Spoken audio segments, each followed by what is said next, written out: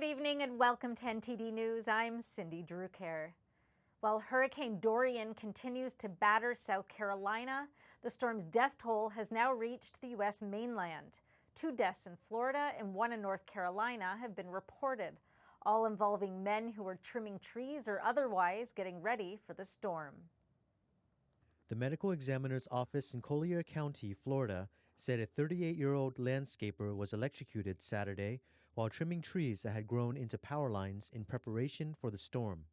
Meanwhile, police in Ocoee, Florida, said 56-year-old Joseph Walden died Monday evening while sitting on a tree limb and using a chainsaw to trim other limbs, one of which broke free and struck the man, causing him to fall to the ground. In North Carolina, Governor Roy Cooper announced that an 85-year-old man from Columbus County died after falling off a ladder as he was preparing his home for Durian. Durian is still pummeling the Carolinas with flooding, high winds, and tornadoes, though its maximum sustained winds have slightly decreased, once again reducing it to a Category 2. Get to safety and stay there. Don't let your guard down. This won't be a brush by. Whether it comes ashore or not, the eye of the storm will be close enough to cause extensive damage in North Carolina. Its center is currently just off coast of South Carolina, but is predicted to reach North Carolina, Virginia, and even Massachusetts, parts of which are now a tropical storm watch Thursday into Saturday. The United States and China today agreeing to hold another round of trade talks in early October.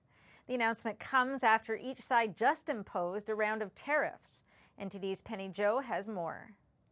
High-level officials will meet in Washington, and deputy-level discussions will take place this month to lay the groundwork. The stock markets reacted to the news with a surge. The year-long dispute results from an effort from the U.S. to call out China for its decades of trade secret stealing and unfair government subsidies. They're forcing U.S. companies to turn over their trade secrets, their IPR, their source codes to their Chinese joint venture partners or other Chinese partners. The bilateral tariffs have now hit nearly 97% of Chinese exports to the U.S. and 70% of U.S. exports to China. Former U.S. Trade Representative Wendy Cutler says the escalation partially comes from some miscalculation. China, up until 18 months ago, really thought it could just purchase a lot of our stuff and this would be over. Mm-hmm. And it took them a while to really pivot and to understand that they needed to also address market access and structural issues and deal with an enforcement mechanism. President Trump is vowing to be much tougher on China if he wins the next election, and Cutler says China is also closely watching where the election is heading. And that's the calculus that's going on in both capitals now. Who has the upper hand? Who is the leverage? Who can outlast the other? Trump's tough stance on China has gained bipartisan support from Congress, though businesses that have dealings directly with China are suffering, at least in the short term, from the uncertainty of the next tactics. Penny Zhou, NTD News. And the U.S. Navy spy plane P-8 Alpha Poseidon flew over the Gulf of Thailand today. It's part of a maritime exercise between the U.S. and the Association of Southeast Asian Nations, and it comes as part of the Trump administration's efforts to counterbalance China's growing assertiveness in the region.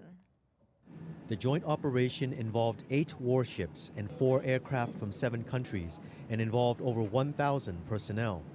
Footage showed the P-8A involved in a board and search drill in which the surveillance plane simulates a search for enemy vessels. Where we are talking with the surface vessels and providing them coordinates of targets of interest that they may be looking for. The 5-day multilateral exercise demonstrates Washington's commitment to an open Indo-Pacific, which the U.S. has been promoting to counter China's increasing influence in Asia, including Beijing's territorial claims in the South China Sea. Other Southeast Asian countries have contested China's claims of ownership. The overlap has led to a number of collisions and rammings in the South China Sea. And the U.S. is giving more aid for Venezuelans who have fled their country due to the economic crisis created by Nicolas Maduro's socialist regime. U.S. officials announced $120 million in additional funding for emergency food and health assistance. Ivanka Trump joined the Administrator for International Development, Mark Green, and Deputy Secretary of State John Sullivan in Colombia yesterday for the announcement. The money will go toward Venezuelan refugees living in Colombia, Ecuador, Brazil, and other countries in the region. Some 4.3 million Venezuelans have fled their country as its economy continues to spiral out of control. According to the U.S. State Department, 94% of households there were living in poverty last year. And 30-year-old country singer Kylie Rae Harris died in a car crash in New Mexico yesterday. The singer died in a three-way car crash in Taos, New Mexico. Another driver, who was just 16, was also reportedly killed in the crash. The third driver was uninjured. And in New York today, lawmakers scrutinizing a plan to shut down one of the largest jail complexes in the country. The plan includes building 4 smaller jails in communities, and this isn't sitting well with some New Yorkers. NTD's Miguel Moreno has more on prison reform. Besides shutting down the jail complex on Rikers Island, the city has proposed replacing all existing jails in New York City with smaller, safer ones in each borough except Long Island. The complex holds thousands of inmates and has gained notoriety for its violence and corruption. While many agree that Rikers needs to be shut down, some are saying that the city didn't communicate well enough with communities. To me, this plan is very outdated, it's archaic, it's dangerous. A vertical jail will put more people in danger than the city claims it will save. Kong also said that the city should invest more money in mental health and other community programs. Another concern is that the problem at Rikers may be carried over into the new jails rather than addressing the issue of recidivism. Let me just add that I am hoping that through this process that once again there's a real commitment around the programming, because this is supposed to be about rehabilitation and connecting folks once they get off the island. And outside protesters who were blocked from entering City Hall chanted for the closure of Rikers, but also to stop the creation of new jails. When we say that we don't want jails, we want funding for education to address harm outside of the normal punishment system. This discussion on jail reform has been going on for over 2 years. This Tuesday, the City Planning Commission ruled in favor of the initiative, and in mid-October, the council will decide what happens to the jail. Miguel Moreno, NTD News. In San Francisco, they're going to choose a new district attorney in November for the first time in 8 years. NTD's Eileen Eng brings us the latest debates from the candidates. What will you do to change that policy? Homelessness, theft, and feelings of insecurity are some of the issues San Francisco residents brought up to the candidates running for district attorney. For the first time in 8 years, San Francisco residents can vote for a new district attorney. Tonight here at the debate, they raised questions about safety in the city. It's designed to be fair. The public should have the right to see their candidates and not be influenced by the media or anything else. They should have the right to make a decision of themselves. I found it really inspirational to hear kind of the story of each of them and their different approach to what matters to them. Chesa Boudin promised to treat every arrest as an opportunity for improvement. I want to make sure that every victim of every crime has a voice, that we're reaching out, contacting victims within 48 hours of initiating our case. I want to make sure that we're not letting dangerous people back on the streets just because they pay bail or have some other connection to power. Democrat Leif Dausch passes by homeless people on his way to work in the Tenderloin district every day. I want to take Juvenile Hall, which the city is shutting down because it's 80% empty, and turn that into a mental health justice center, a place for people on our streets who are severely mentally ill to get the help they need. Democrat Nancy Tung highlighted her years of experience as a prosecutor. My independence really is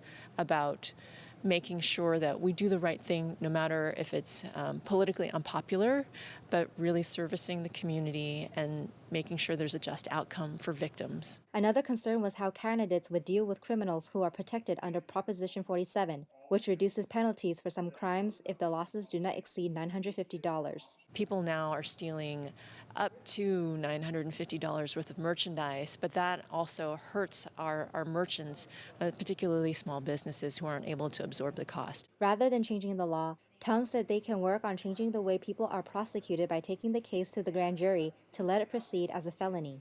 Our district attorney has not prosecuted anyone, hardly anyone, over the last 8 years.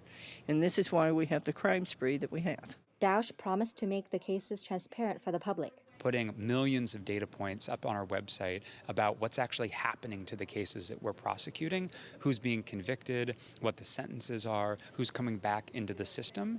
And that's the information that the public needs, that journalists need, that other officials need to hold me accountable. I'm committed to doing that. The fourth candidate running for district attorney, Democrat Susie Loftus, wasn't present for the debate. All speakers said they would cooperate with the police and community to solve the problems together. Eileen Ng, NTD News, San Francisco. And the U.S. Department of Education has levied a record $4.5 million fine against Michigan State University. U.S. Education Secretary Betsy DeVos ordering the fine over the Larry Nassar scandal at the university. It cited the school's systemic failure to address sexual abuses committed by Nassar. He was the doctor for the school and for USA Gymnastics. In addition to the fine, DeVos ordered MSU to make changes to its handling of sexual assault cases. In response, the university has agreed to a number of fixes, including an overhaul of its procedures for Title IX, the federal civil rights law that bars discrimination on the basis of sex. And in Hong Kong, pro-democracy lawmakers are criticizing leader Carrie Lam's latest comments regarding her decision to withdraw the controversial extradition bill. Lam said in a news conference Thursday the extradition bill will be formally withdrawn without the need for a debate or a vote. She was repeatedly questioned about why it took her so long to withdraw the bill despite increasingly violent protests, but skirted around the issue. It is not exactly correct to describe this as a change of mind.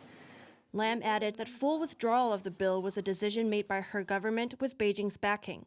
When asked why she did not appoint any pro-democracy members to the Independent Police Complaints Council, Lam said she couldn't disclose the appointment procedure. Later that afternoon, Lam left for China's Guangxi province for a business trip. International relations expert Xia Huizhou said the decision to withdraw the bill would prevent tensions between Beijing and Washington from worsening after U.S. President Trump linked the outlook for trade talks with China to a resolution of the Hong Kong protests. Withdrawal of the bill meets one of the protesters' 5 key demands, but activists have vowed not to yield until the government fulfills all of them. Wu Zhiwai, chairman of the Democratic Party, said that Lam had already missed her best chance to withdraw the bill, and if she continued to evade the remaining demands, she would only extend the current conflict. Pro-democracy camp convener Claudia Mo criticized Lam for being a broken tape recorder, for failing to apologize to Hong Kongers and address the differences in public opinion. No, it's her no care about Hong Kong public opinion. Everyone, including her own friends, her own cronies, have advised her that we would need this independent inquiry over police brutality. Further protests are planned, including on Saturday, another stress test at the airport. NTD News. And now to the UK, where Prime Minister Boris Johnson is renewing his push for an early general election. Meanwhile, his brother, Joe Johnson, has quit as junior minister, citing a conflict between family loyalty and national interest. NTD's Jane Werrell reports from London. Brexit continues to grip the UK Parliament. The next general election is scheduled for May 2022, but Johnson says he wants an early election on October the 15th, before the Brexit deadline, which is October the 31st. He's hoping that voters will give him a majority in Parliament, backing his stance on Brexit. I don't want an election at all. I don't want an election at all, but frankly, I cannot see any other way. British lawmakers rejected Johnson's plans for an early general election on Wednesday, but the Leader of the House confirmed there'll be another vote for it on Monday. By Monday, legislation that would block a no-deal Brexit and is backed by the majority of lawmakers is expected to pass, which means those on the other side of the aisle from Johnson may be more likely to vote in favour of an election. Meanwhile, Boris Johnson's brother has quit as a junior cabinet member and Conservative lawmaker, citing unresolvable tension between family loyalty and the national interest. It's time to move on, and I've got to get to work. Sorry, I beg your pardon. 21 Conservative lawmakers, including 2 former cabinet members and Churchill's grandson, were banned from the Conservative Party for voting against Johnson. I'm truly very sad that it should end in this way. It's been a challenging week for Johnson, who says he'll deliver Brexit, do or die. The general public is split over the Brexit vote, which happened over 3 years ago. The nation voted to leave the EU 52% to 48%, at a high turnout of 72%. But so far as those people who participated 3 years ago, they ain't changed their minds, and they're now deeply attached to 2 options that are very different from each other. And therefore finding a compromise on this issue has proven extremely difficult. He said some who didn't vote during the referendum may slant more towards remaining in the EU. Public opinion may well be split along Brexit lines rather than traditional party lines. We'll find out if there's a general election. Reporting from London, Jane Werrell, NTD News. And in France, ministers are calling on companies to get ready for Brexit ahead of the October 31st deadline. French junior ministers met with business associations in Paris on Tuesday to warn that French companies operating in the UK need to be ready ahead of Britain's possible exit from the EU on October 31st. This includes the scenario in which the UK leaves without a deal in place. The companies involved in importing from and exporting to the UK are also facing challenges, including uncertainty about customs regulations. Among all French businesses concerned by Brexit, not all are prepared to the same level. For example, a year ago, almost all banks had a plan B in case a hard Brexit happens. They have finalized changes this year to their business structure and client operation, whereas small businesses that employ less than 250 people are struggling to adapt their human and IT resources. In the event that negotiations between the EU and the UK break down, a hard Brexit would also mean that British companies would no longer have to comply with European standards. But France's European Affairs Minister, Amélie de Montchalin, said a no-deal Brexit won't be the end of the world, and the UK will remain France's closest neighbor to the north. And in Italy, the Prime Minister and his cabinet were sworn into office today. The new cabinet united 2 political rivals in an unlikely coalition that's expected to improve ties with the European Union. Prime Minister Giuseppe Conte formally launched his new government in a ceremony at the Prime Minister's office. He will lead a cabinet of ministers drawn primarily from the anti-establishment Five Star movement and the left of Center Democratic Party. Five Star leader Luigi Di Maio was named as foreign minister despite having no experience in international diplomacy. The high-profile position of interior minister went to Luciana Lamborghese, a career civil servant with no political affiliation. After the ceremony, the new cabinet met for its first Council of Ministers, during which they put forward Paolo Gentiloni to be the next Italian EU commissioner. Gentiloni served as Italy's prime minister from 2016 to 2018. His appointment is widely seen as a move to smooth ties with Brussels after months of tension. NTD News. Foldable phones and TVs that roll up are some of the offerings on display in Germany at one of the world's biggest consumer electronics fairs, the IFA.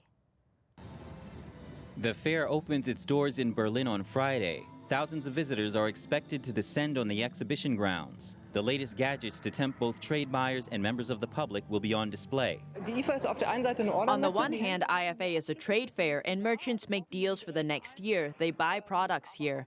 But on the other hand, it's open to the public. Anybody can come here. Thousands of people are expected here over the weekend to have a look at the newest gadgets. This year's top trends include the connected smart home and 5G. Smartphone suppliers and makers hope 5G will give them a boost as they face a decline in sales this year amid US-China trade tensions. Huawei and Qualcomm are showcasing 5G products, while Samsung is offering a close-up look at a new $2,000 folding smartphone, the Galaxy Fold, that goes on sale in South Korea on Friday. Samsung is showing a foldable phone display, which goes on sale this month. LG is showing a rollable television, which should be on sale later this year. These devices will be very expensive, but they show the direction we're heading in. Deutsche Telekom is marketing the Samsung Galaxy 5G and Galaxy Note 10 Plus 5G for early adopters, as well as the Huawei Mate 20X 5G. HTC is showing the 5G hub for home internet use. LG has its rollable television on display. It should be available later this year. Members of the public will be able to take a good look at the device. It disappears into a slim box when not in use. Panasonic is showing a disappearing television set. The company has several of these transparent OLED displays on show. They are framed in wood. The screens look like panes of glass when not in use. IFA runs from September 6th to 11th.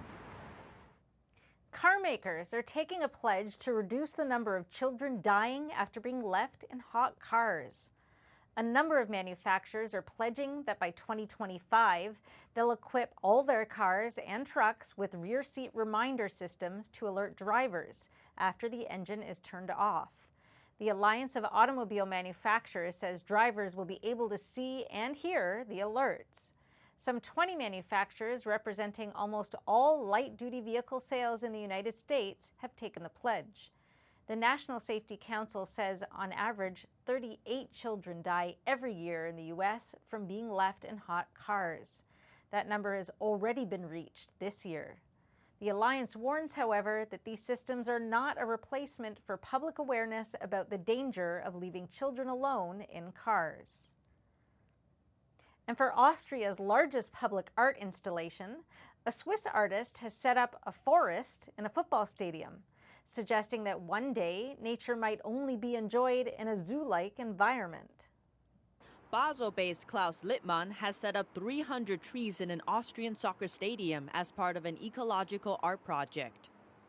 Inspired by a drawing created in 1970 by architect Max Paintner, the exhibition aims to shed light on man's relationship with nature. When he had this idea that maybe one day we will have only the chance to see nature in a space like this, like a stadium, so that what we do already with animals in the zoo, that was for me really very, very impressive. And visitors will only be able to view the forest from the stands in an effort to change people's perspective by putting something familiar into a new context. For some, this will be a highly symbolic character, or of a philosophical character, like the Tree of Life or the Place of Longing. The exhibit, titled For Forest, will open Monday, September 9th in Klagenfurt, Austria, and run till October 27th. Toronto International Film Festival, or TIFF, opens today. NTD's Adak Drusik was there and brings us a glimpse of some of the upcoming movies to look out for. With this street closed for the next 10 days, this place will be filled with some movie fans, red carpet premieres, and some major star power. It's a beautiful day in this neighborhood, a beautiful day for a neighbor. Tom Hanks plays Mr. Rogers in A Beautiful Day in the Neighborhood, a movie based on the real-life friendship between journalist Tom Junid and television star Fred Rogers. Mr. Rogers. Go ahead, Carol. Go to war. In Ford vs. Ferrari, American automotive designer Carroll Shelby, played by Matt Damon, and fearless British race car driver Ken Miles, played by Christian Bale, battle corporate interference, the laws of physics, and their own personal demons to build a revolutionary vehicle for the Ford Motor Company. Faster. Joaquin Phoenix stars in Joker, about a comedian in Gotham City who, after a series of failures, finds himself turning to a life of crime and becoming more deranged while he's at it, which sets him on the path to becoming the Joker. All I have are negative thoughts. First, you must ask yourself, are you wealthy? Canadian director Steven Soderbergh is teaming up with Meryl Streep in The Laundromat, a biographical comedy drama about two lawyers behind the Panama Papers scandal, an offshore tax scheme that links the world's richest and most powerful political leaders. Most of the time, we don't even know. With over 300 movies, Toronto Film Festival attracts a wide range of audiences. Its TIFF Audience Award is a good prediction of who will contend at the Oscars.